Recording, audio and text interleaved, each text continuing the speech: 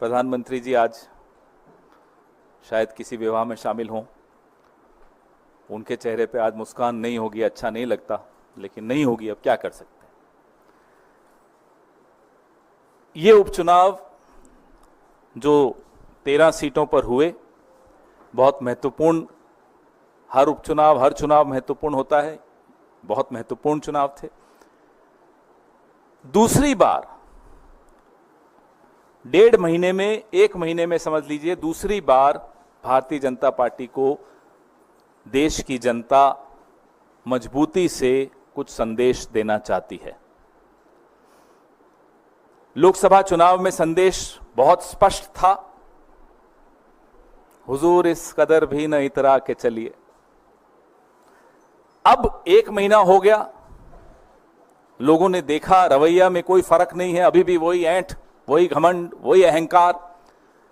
फिर से एक संदेश दिया।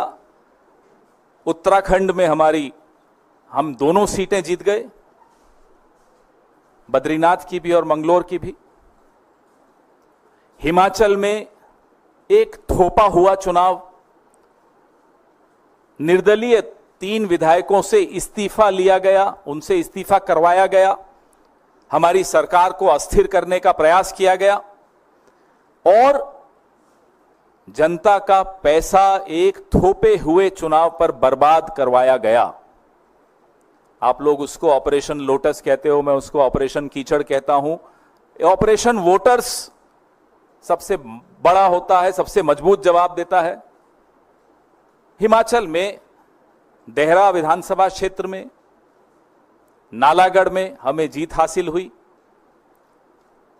हमीरपुर हम हारे हैं, लेकिन ये तीनों सीटें ऐसी हैं जिसमें असेंबली इलेक्शन में, विधानसभा चुनाव में इंडिपेंडेंट्स जीते थे, कांग्रेस नहीं जीती थी।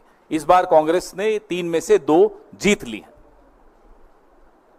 और अगर आप कुल मिलाकर 13 की 13 सीटों का आकलन करेंगे तो भारतीय जनता पार्टी को सिर्फ 2 मिली।